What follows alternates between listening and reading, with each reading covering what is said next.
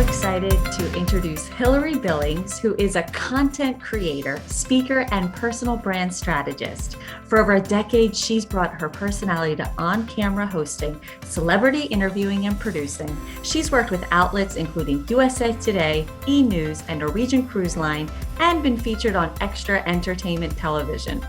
A burn survivor turned Miss Nevada, Hilary is passionate about helping women overcome feelings of inadequacy, handle their online haters, and develop authentic confidence. Her lighthearted content, combined with her unique way of handling negative comments, has garnered her over 650,000 TikTok followers in under 4 months. Her content has been viewed more than 300 million times across platforms. A sought-after speaker, Hilary speaks to the importance of handling haters with compassion. She shared the stage with icons including William Shatner and Bon Jovi, and as a coach and strategist, she's worked with the gamut of professionals to help them build their confidence and their brands, and has counseled New York Times bestselling authors, Victoria's Secret models, and billionaires. Hilary, thank you so much for joining us today. I am so excited about this interview. I'm so happy to be here. Thank you so much for having me. Yeah, you're so welcome. So Hilary, can you first tell us about your journey to Miss Nevada, which I know every listener is like, wait, get out. You got the former Miss Nevada on your show. I'm like, I know, get that. This is so cool. And after you were hit and burned with a firework. All right, tell us that story. I never anticipated on participating in a pageant. And in fact, I had my own preconceived notions about what it meant to be a beauty queen. It was actually really funny. Right before this happened, I ended up being on set working on a movie, and I met Miss Nevada. And she's actually twice crowned America and USA. And we spent 2 days together working on set. And I was very surprised by how intelligent and smart and funny she was and ambitious. And she was really adamant, like, you need to do a pageant, you need to do a pageant. And I kept telling her, no, thank you. I'm smart and have other life ambitions. And at the time I was a travel blogger and, working in journalism, and it just did not seem to be a good fit. So fast forward to me going and living with the Firewalkers in Fiji, coming back from this incredible spiritual event and spending a month there with their tribe, to going to a friend's 4th of July party. And I was having a really hard time acclimating back to society, and really was just still in my head, kind of ruminating on what just happened on this crazy journey to live with the Firewalkers. And it was one of those weird days where everything was telling me don't go. I couldn't find my keys. I broke a glass. I stepped on the glass. I couldn't find the clothes I wanted to wear, which ended up coming into play later on. So I arrive at this party, and my friend had purchased illegal fireworks from this Indian reservation outside of Las Vegas, which people do because they have the best fireworks. And she was starting to set him up for the night. And I didn't want anything to do with them. I was like, I'd never been wary or weird around fireworks before, but I'm like, I'm just going to go sit over here. And then as we started lighting off the fireworks, the first one went up, the fuse burned up, and then nothing happened. And everybody got quiet because we all know that, like, something's wrong. That's not supposed to be how this goes. And so then the firework blew up in a very not pretty way. And the fuse, which is on fire, shoots up in the air, travels 30 feet, curves around, comes back, hits my sunglasses and then my cheek, and then goes down my shirt.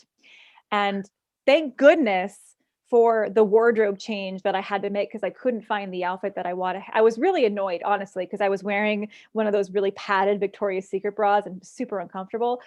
But that bra, saved my chest. And like the firework just ate through everything. And it would have been so much worse had I not been wearing that. So, immediately we go to the emergency room. Doctors and, dermatologists, they didn't know how long my healing time would be. Fun fact, the chest is the slowest healing part of the body. And my face healed within a week. And I had all these surf trip plans. I had all these travel plans as a travel blogger to keep going in the fall, and everything had to stop. And I was just hiding out in Vegas, ashamed and embarrassed, and which is weird because, like, I didn't make this happen, but at the same time I felt so worried about ever feeling feminine or beautiful again, or liking what I saw in the mirror. And I got about 6 months out from this event, so it was right around the turn of the new year, and I was hired to be a model for some event, and it was this really beautiful slinky black dress, and I turned around to look at myself in it, and I just started bawling because all I could see was my scars. And at that moment, I knew I had to do something drastic to get myself past these feelings of inadequacy. So what I'd done up until that point as a travel blogger was put myself in uncomfortable situations traveling as a way to find comfort there to grow my confidence. So I thought about what sounds terrifying. Nothing sounds more terrifying than being on stage in a bikini and having someone judge me. So let's do that. So I signed up for the pageant as a way to grow myself, never thinking I would win. But that became my platform, and working with the Burn Foundation and the Southern Nevada Firefighters and the Burn Institute, and pushing forth this message that you don't have to be flawless to feel beautiful. Wow, what a story. And so your content's focused on helping people gain authentic confidence. Yep. But what does it mean to be authentically confident? I think a lot of times when people think of people that are confident in their life, we often mistake confidence for arrogance, right? They might be, that person's really flashy, or they have the souped up car, or they're the ones that are talking a lot in meetings. And to me, that arrogance is actually just another form of insecurity. To me, confidence, and actually confidence by definition, is the ability to rely upon something or someone. So confidence is the ability to rely upon something or someone. What does that mean? Well, that means that when times get tough and you've got uncertainty all throughout the world, you know that you're going to get through it, or you know that you've got the skills to move past it, or you know that you have the community around you to support you, or you know when you get bad news that you have a mentor to help guide you through it, and you're going to be okay. It's not needing to know everything. It's not needing to even push it out there to the world to show that you're confident. True confidence is actually quite quiet. And it's knowing and being comfortable that whatever situation is thrown your way, that you can deal with that. And to me, it's such a powerful thing. Research shows that confidence is more directly correlated to success than competence in any job. If you have the confidence that you can do it over the competence, you will be more successful. And so to me, there is no better skill set. There is no better thing to chase and to build than confidence, just because of what it can afford us, especially in times right now where things are constantly changing and so uncertain, and we're living with adversity in ways that we haven't before. The word, now I'm going to mess up the word, never, unprecedented. I was like, it starts with a P. Yes, Unprecedented is coming up a lot. everywhere. Everywhere. People are tired of it. They're like, don't They say that are. anymore. I know. I think I blocked it out because I'm like, why can't I pull that word? I'm so used to hearing it. I must just shoved it down. I know. I say Don't it need. all the time. Yes. So to me, that's what authentic confidence is living in that knowing that regardless of what uncertainty comes your way, you can handle it, that you can rely upon yourself or someone else or something, whether that's God, your community, another person, to help you get through this. So you've coached a variety of women, from single Yeah. moms to entrepreneurs to fashion models. Have there been any consistencies as to what they need help with? I think all women want validation that they're on the right track, that they're doing the right thing, that they're taking the right steps. We're so used to having external validation and needing that for our lives, and even for survival over the generations in the course of just being a woman in history. So I think that's a very natural thing to want, is that external validation. I also think a lot of women struggle with being seen as their identity shifts throughout their life and as they get into new seasons, whether that's going from graduating at the top of your class in high school and like ruling the school to getting into college in this new setting, or whether that's getting out of college and getting into your first big job, or whether that's getting fired from that job and then having to figure out what to do, or getting the next big job and having to figure out what to do, or switching careers entirely and having to let go of this identity around this career, or getting married or getting divorced or becoming 30 or 40 or 50. Every one of these markers, I think women struggle with confidence because they don't know how to grapple with, how does this change my identity? How do I find value? Because we're so used to seeking the external value and attaching it to those identities that we have. Yeah, it was so interesting because I was a teacher at first, and then an aspiring principal, and of course, aspiring assistant principal first. And then when I became an assistant principal, after 1 year, my principal went on maternity leave for an entire year.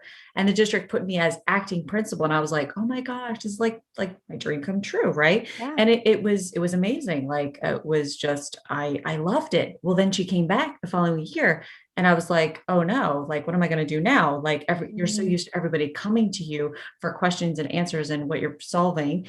And now you're like, you're out of the limelight and you're like the second, person and like nobody comes to you for anything anymore. And that was really hard for me. And in my entire career, I'd always had advancements. And that was the first time it felt like a setback. And I didn't know right. what to do with myself.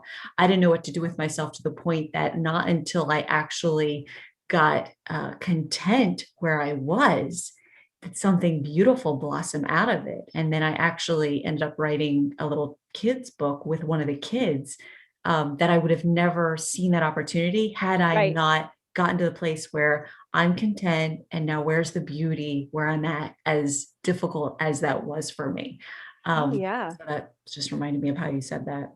Yeah, I think that so many women, myself included, like when I was giving up my title, my last appearance, I think it was the Billboard Music Awards, was my last appearance as Miss Nevada United States in 2013. And I was terrified. I was terrified that USA Today, who I was working for at the time, would drop me because I thought that they were interested in me because of the title. Mentally, they never said that, and in fact, they reached out to me because of what I built on my blog and what they saw I could do as a writer. And then the on-camera stuff just happened, because they got the random wild hair idea to try it, and it worked really well.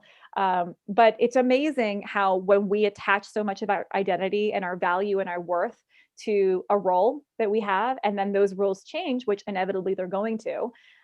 It's an amazing process to have to grapple and accept and move on and learn to place our value, intrinsically in ourselves and not extrinsically onto what we think we should, or our role, or the career that we have, or how much money we're making, or social media followers, or whatever. Yeah, yeah. And I was just listening to a podcast. I've gotten used to this girl called Cara Lowenthal, and she talks about how you can't have anything that you are building, or you're gonna become this or do that. None of it can be connected to your Your worth. identity and who you're Yep. worth. Yeah, it can't. It will not feed that, and it's nothing good is going to come out of that if you're connected to it. And it was so good, especially starting this podcast. And you're like, oh my gosh, Oh this yeah. is so cool. Like, I'm going to do this. And I'm like, nope, it's not connected to that, because that's not going to change who I am inside of me, and who my self-worth. And that was just really awesome and powerful for me. I love that.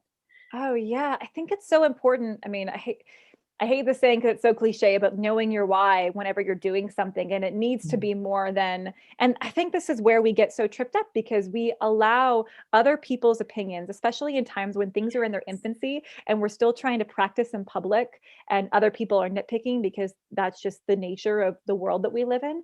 They allow that to stop them from moving forward because they get a couple of voices that say, I don't like this, or I don't think this is what you should. And I used to be the person that would take all that in and carry it around. And then when I would go to create content, would think about how can I pre-argue all of the things that somebody could poke holes into this monologue or into the skit or into this funny piece of entertainment. So I know ahead of time what to expect. And it's like, what a waste of my energy and time for a few of these voices that they're not building things, right? They're not the ones that are out there putting themselves on the line.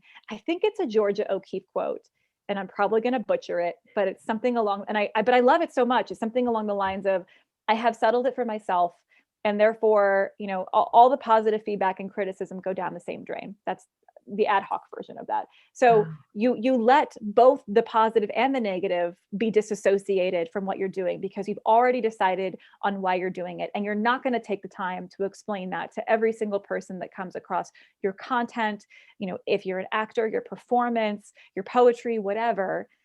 And it's such a weird place because as creators, there's very few other jobs where people just get to openly, be in a peanut gallery. Like, you don't just get to look at your CPA and say, yeah, I don't like the way you did my taxes. That's not a thing. Right.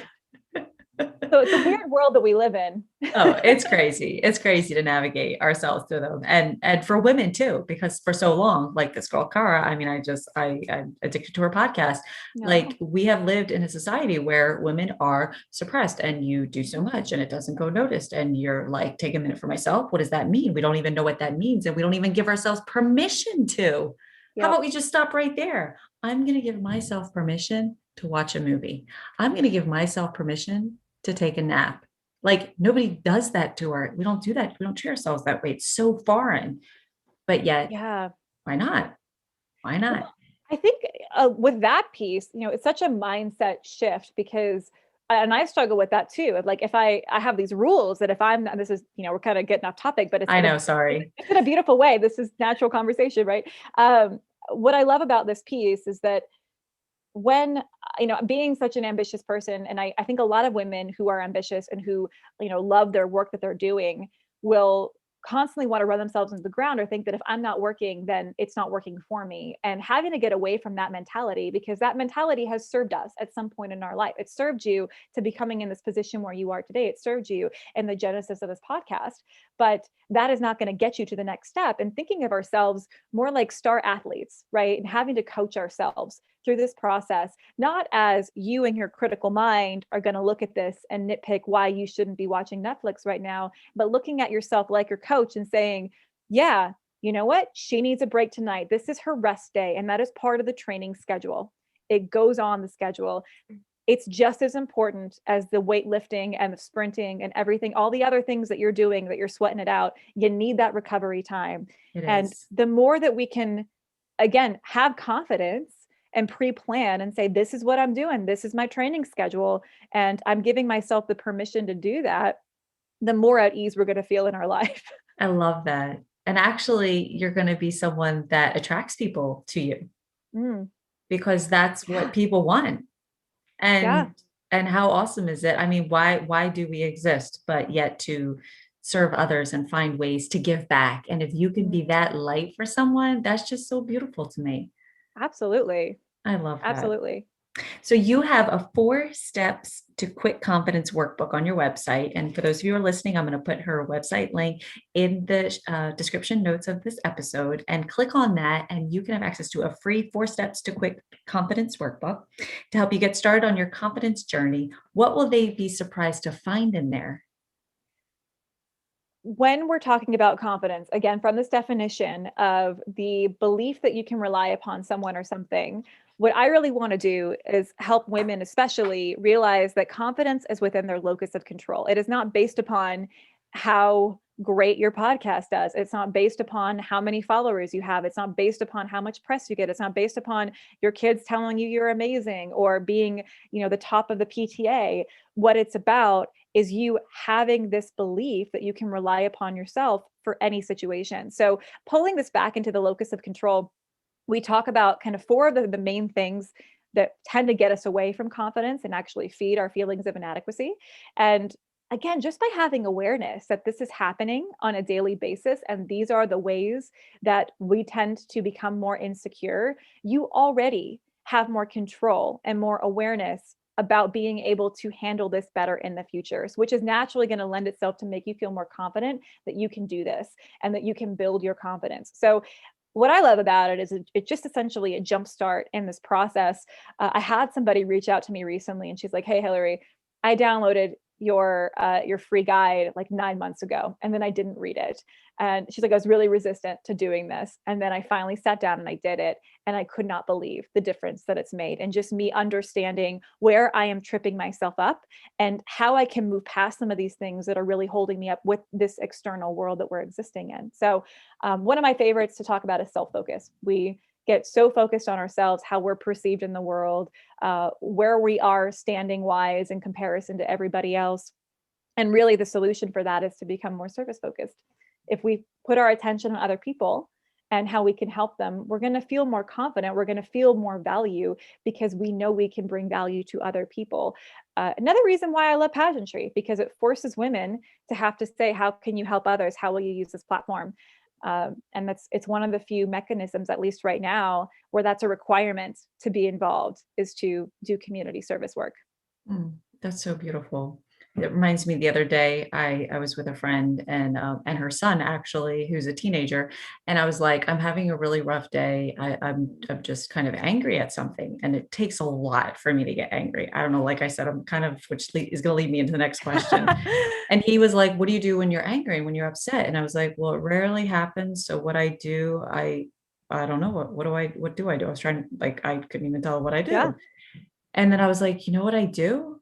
I think of something nice to do for someone because it Mhm. pulls me right out of that every Oh yeah. time. And I was like, that's what I do. I find something nice and kind or giving or serving. There you go. How can I serve somebody? And I think I even tell the kids at school sometimes, like if you're ever having a bad day, do something nice for someone. It'll just kind of like pick up your attitude and spirits just a little bit. And There's so so, much yeah, go ahead. research to support that. I mean, that's such a fabulous thing that you already naturally do that. It helps us, diminish the symptoms of depression and anxiety. It allows us to feel more connected. I mean, feeling disconnected, especially now in our hyper-connected world, we feel more disconnected now than ever before. So doing acts of service for somebody else, small, big, whatever, it immediately makes us feel more connected to people. And again, that value piece of whatever it is that you're thinking about, or you're focusing, as you're self-focusing on, or you're beating yourself up about internally, if you can then show, hey, I have value to someone else outside of this thing that's going on inside my head, it's such a beautiful way to put in that pattern interrupt. I'm so glad that you do that already. That's so beautiful. And that's why I love sharing this and sharing this Yeah. with anybody who's listening, because you can teach that to your kids. That's such a great skill and practice to even do with your kids together, Oh right? yeah. So like I was telling you beforehand, before we started the podcast, I was like, I'm such a positive person. And you talk about toxic positivity. And I'm like, what is Mhm. that? And do I do I do that? So tell us a little bit more about that and why does it matter? Toxic positivity, look at it as the excessive or ineffective overgeneralization of a happy or optimistic viewpoint across all situations. The best example that I have of this is this time last year, we lived through an F4 tornado. I think it's F4, which it was the second most deadliest tornado in Nashville's history. The tornado came within 2 blocks of our home, and it was a very traumatic experience. We were so lucky that our building wasn't affected. We were so lucky that we just lost power and that was it. But the next, I think it was that might have been that same night of the first day. This happened in the middle of the night. So the next day, we're driving across to the part of town that has power, and it was so crazy. Like our side of town, complete devastation, and we go over the bridge, and there's a whole section of town that is just moving on. Life is normal, and so we're living in this traumatic headspace. We just lived through this very big life-changing thing, and we go to sit down to eat, and I remember just being so overwhelmed by the fact that there were so many people just living their normal lives. And our waitress comes over and she's like, hey, how's it going? And I'm on the brink of tears, and I'm like, actually not really well, and here's what happened. And her response was, oh, well, at least you guys didn't lose your homes, right? So as if saying, it's okay. And it's a natural human response to want to find a way to pick somebody up when they're down. But in that moment, what I needed was compassion and presence, and not for somebody to say, well, because you didn't have it this bad, it doesn't mean that you don't get to feel the way you want to feel, or you shouldn't feel the way you want to feel because you haven't experienced this. Uh, so on that same night, I go up to the hostess after we ordered to ask her for if I could charge my phone, because we hadn't charged our phones all day. Mine was about to die. Of course, we have family from all over the country reaching out, friends. And I tell her the situation, and she gives me this giant hug. And she says, of course, how are you? That must have been so scary. What else can we do for you here?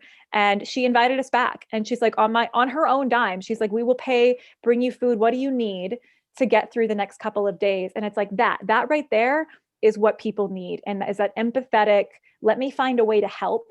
And let me think about maybe what you're struggling with. If you don't have power, you don't have food, you probably maybe need a place to stay. You're not able to charge any electronics. All of these things that can come up very simple ways. Even just saying and giving me that hug in that moment was so life changing for me, thinking about that moment.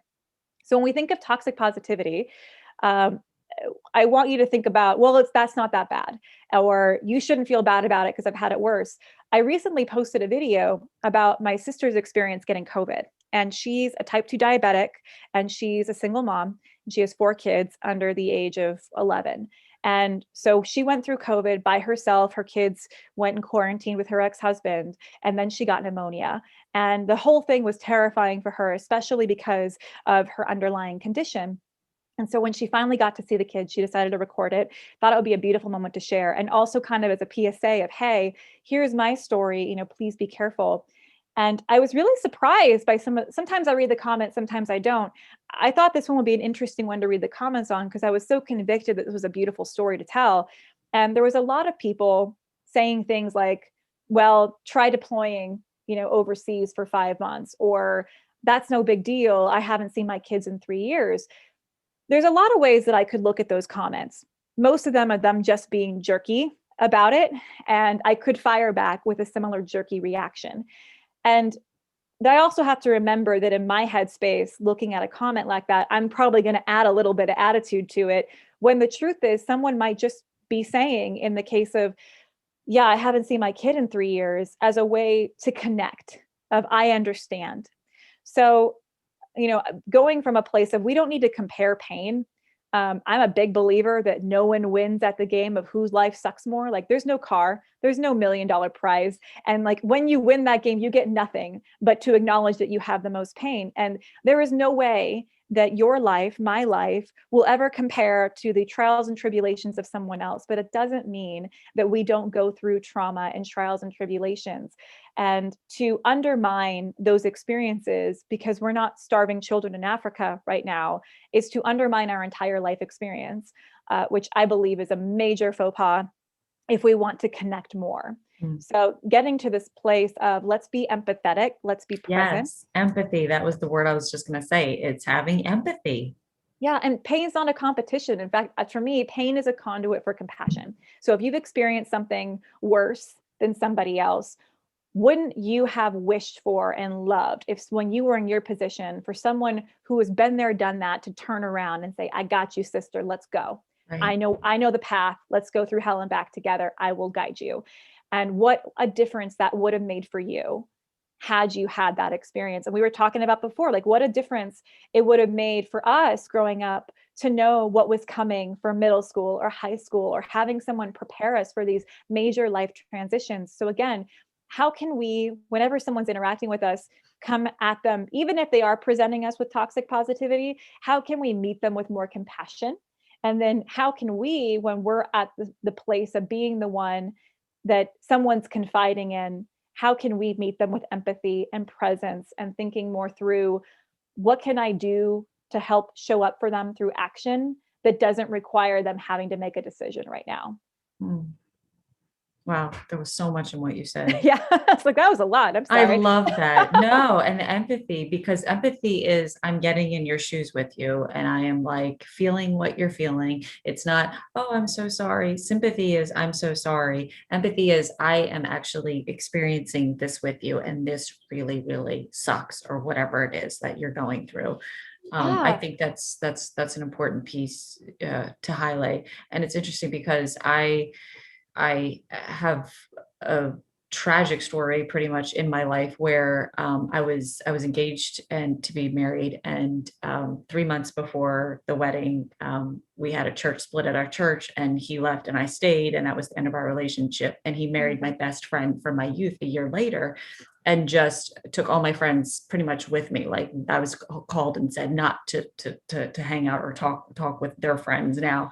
And when I even think about them to this day, as hard as that was, and it was just such a low point in my life, I just wanted to die. I just thought there was like nothing worth living for, because it just felt like all my dreams had just been gashed. The only way I was able to move on actually was to think about how life is so hard on its own for anybody on any day, the older you get, I feel. And I was like, you know what? Their life is difficult as it is. They don't need one more person thinking any ounce of ill will towards them when life on its own is difficult and challenging on a normal day. And that was just kind of like my resolve. I was like, I don't owe them anything but love, because God knows I need love for anything that I'm going through. Just because life is just like, it's hard. It's not, it's not this like bed of roses all the time. And that was like something Amen. that pulled me through that, but it was just because it's just changing my thoughts towards it too.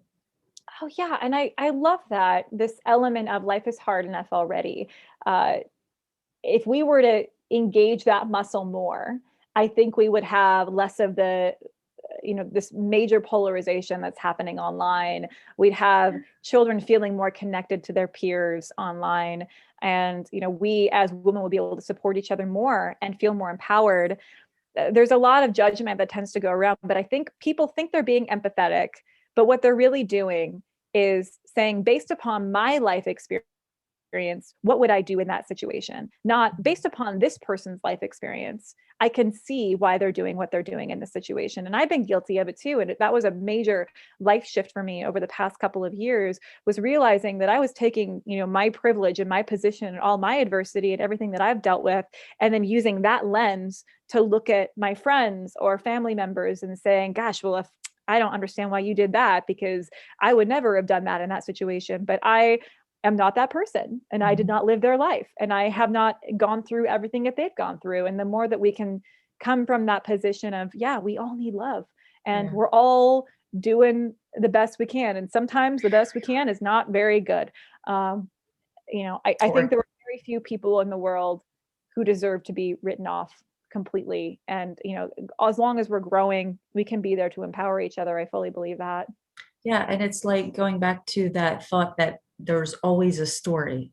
There's a Yeah. story behind that. We don't know And about. and even in COVID right now at school with the teachers and where's this kid? And they're not here and they're not showing up, they're not doing their work. What's the story? Do you Yeah. know what's going on? That parent really is doing the best they can. That kid is Right. doing the best they can. And there's a litany of things we want from them and think they all should be doing that. And I just encourage myself, like, find out the story. Hey, pick up the phone. Can I help you? Is there Right. something I can do to support you? Hey, we just really missed, so and so in school, or do you know that they're missing an assignment? But start with finding the story, and you Yeah. might be surprised by what you find, and you might not be, but you won't know unless you just explore it a little.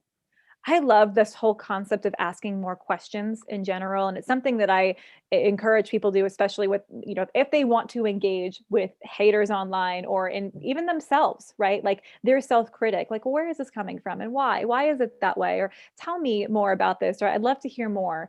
And it's amazing what just asking a few questions can do to, one, disarm somebody else, allow a connection point to happen, disarm me from being on the defensive or feeling like I'm being attacked. And suddenly we can actually have discussions as humans.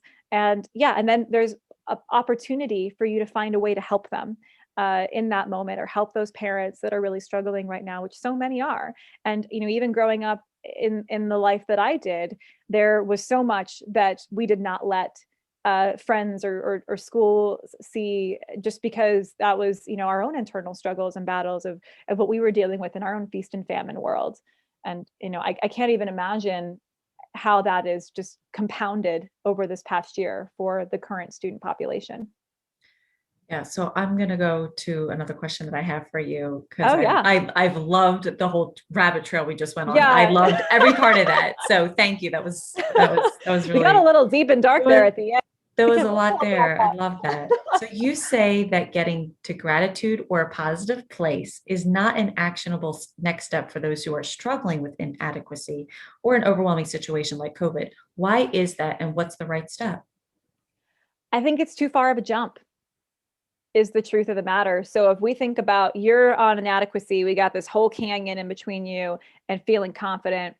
We're asking you to jump from a place where you are beating yourself up, you're constantly ruminating, you're judging your every move, you're judging and criticizing everybody else, you're constantly living in a state of fear as to and looking for that external validation, and ruminating on those comments and what do they mean and why. If you're in that place, I believe this whole fake it till you make it thing, it could work, right? You could long jump it and make it over here, but you're probably just going to be barely hanging on. And then if it's successful, you're going to be asking yourself around every corner, well, do they like me because of this game that I'm playing, or this charade that I've got going, or who they think that I am, but they don't really know who I am or what I think about myself, or what I'm, thinking about everybody else, or how I'm comparing myself to everybody else in the room.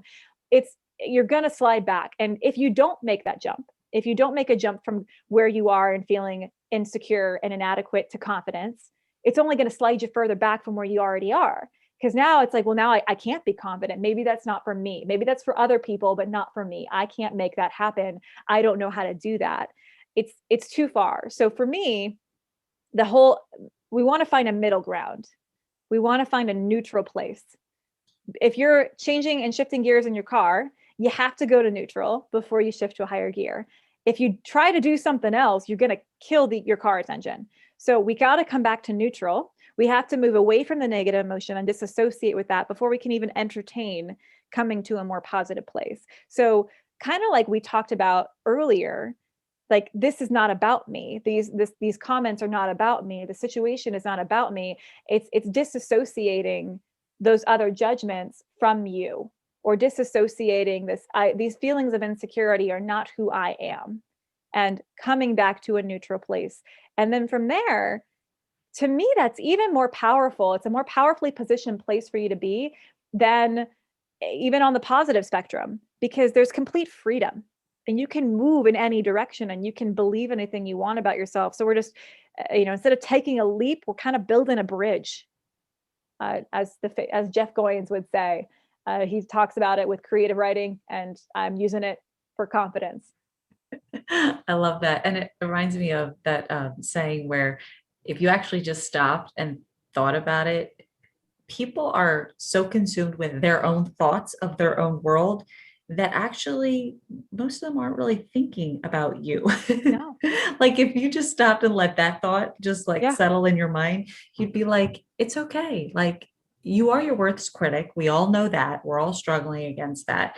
But actually people are kind of so self-absorbed in their thoughts and their mind and their world that, you know what, that more than likely they're not sitting there, I mean, I think that's great. I mean, like, what a beautiful gift that not everyone is looking at you and judging. Or like, we're not all Taylor Swift, right? So we don't have the benefits and the curses that come with that right now. And thank goodness, because this allows us to be able to grow and move and experience our lives, and we are not accountable for that. And even if people are scrutinizing your every move, it doesn't matter. I was having this conversation the other day with another Hilary Billings, the original Hilary Billings, an incredible woman. She's actually responsible. She used to work at Pottery Barn as a buyer, and she got that apothecary table. The reason that apothecary table episode on Friends happened is because of her. And we were talking about this concept of when she was growing up, there was this element of, anything that someone says behind your back is none of your business. And she was able to accept that and move on with her life. And I agree with that too. Like, what someone says when I'm not around has nothing to do with me. The challenge is now we get to see it on social media all the time, what people are saying behind our backs in real time. And it's there for all the world to see, and people that don't even know us making these judgments, which I think is what makes this so much harder. But yeah, I love what you're saying there. And I think it's just so important for us to remove ourselves from those feelings, those emotions, and just count on our blessings that people aren't paying attention. And there was a meme that I saw, sorry, not to go off on this, about like, oh, well, make a list of who's reached out to you during COVID. And like, those are your true friends, or, those people, take a look at who your real friends are. And it's based upon this rule of who's contacted you recently. And it's like, God, I hate these things. Like, that's such a silly rule. The rule is, if they haven't reached out to, like, you don't know what's going back to, you don't know the story. You don't know what they're dealing with. You don't know the life changes that they've had to endure, the financial struggles, the family dynamic changes, what they're dealing with their kids. But you've made a mental rule that you're not going to tell them about how, if they're your true friend, they better call you. Otherwise, you're going to write them off from your life. Not to mention, what are you doing to call and reach out to them? I just think it's so fascinating how we wrap ourselves up into this idea that other people owe us anything.